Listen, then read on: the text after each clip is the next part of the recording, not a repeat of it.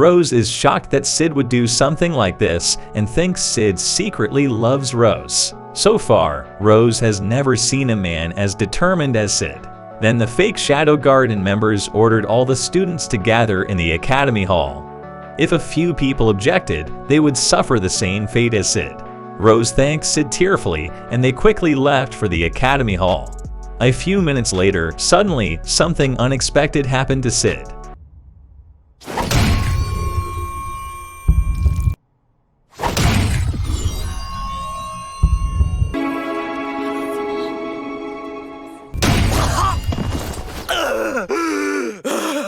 Sid is still alive, and he's just pretending to be dead.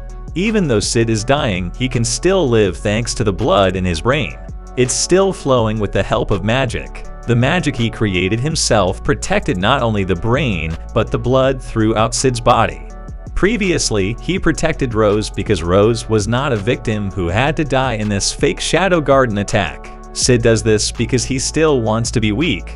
After all, the weak character usually had the trait of wanting to save humans. Sid couldn't use all of his magic power because of the magic barrier that was set up in this academy. However, Sid could still modify his magic into tiny particle pieces for the magic array. From now on, Sid will have fun killing these members of the fake Shadow Garden one by one. On the other hand, Sherry was still researching Diabolos' artifact, and she could almost decipher what was inside the artifact. But suddenly, Rex came to Sherry's room and wanted to take the artifact. That item was what Slim Knight and the fake Shadow Garden members had been looking for all this time.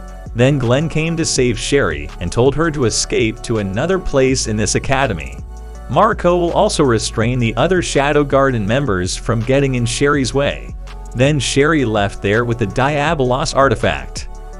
Sid was watching the members of the fake Shadow Garden from above the academy building.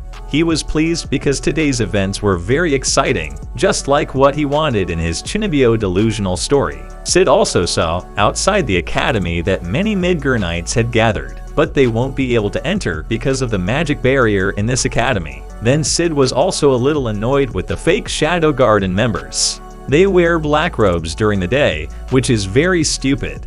Of course, black robes always stand out when worn during the day. Because of that, Sid would single-handedly kill all these idiots in an instant.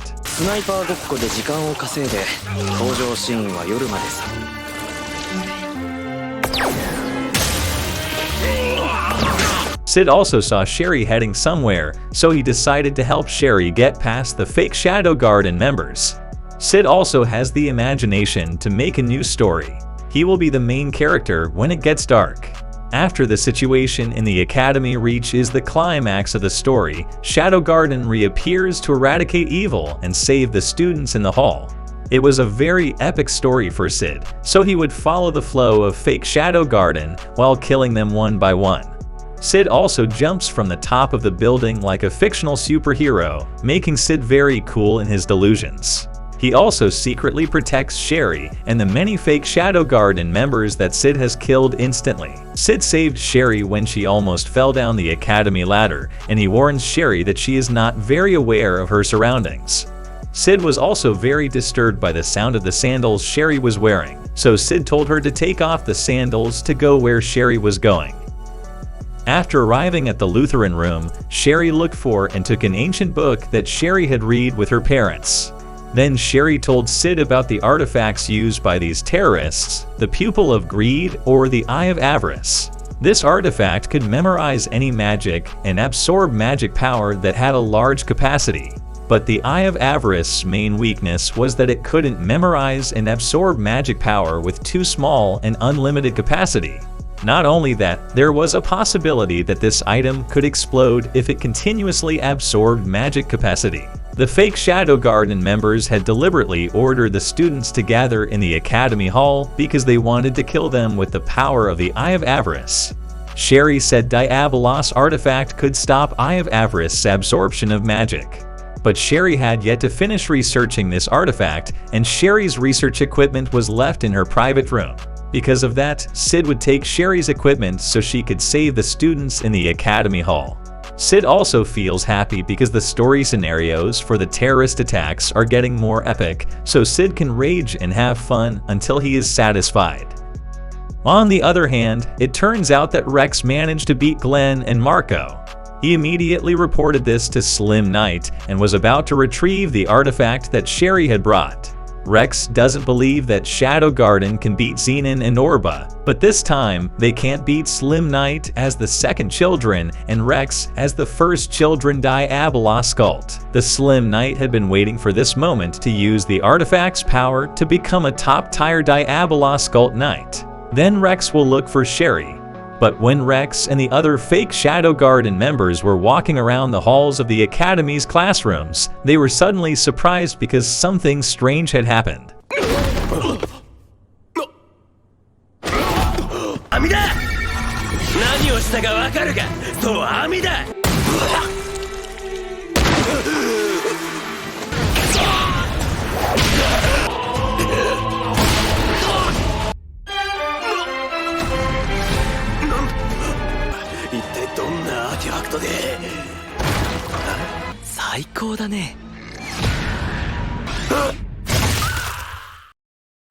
Rex had been killed by Sid, who was wholly drowned in personal pleasure. Many corpses of the fake Shadow Garden members that Sid had arranged in each Academy's classroom seats were like a psychopath. On the other hand, Nu, who was still disguised as a student at the Academy, was looking at the state of Glenn and Marco in Sherry's room. Not long after, Sid arrived to get all of Sherry's equipment. Sid also asked why Nu was in this room. Then Nu replied that Marco was her fiancé before, but they didn't get married because of a problem that hurt Nu. Then Nu reported that all Shadow Garden members had hidden around the Academy. They are ready to be ordered by Sid whenever and wherever. But the Shadow Garden members couldn't fully use their power because of this magic barrier. Some even were naked because Shadow Garden's magic slime clothes included magic power. But Sid didn't worry about that, and he enlisted Nu's help in collecting research equipment. After that, Nu was curious about what Sid would do with this equipment. Then Sid told Nu everything he had heard from Sherry. Nu was surprised that there were people who could research these extremely complicated artifacts. Sid is also amazed by Sherry because her research is so amazing. Then Sid says that this research will last for a few more hours. After hearing that, Nu will tell the other Shadow Garden members to prepare for their respective positions.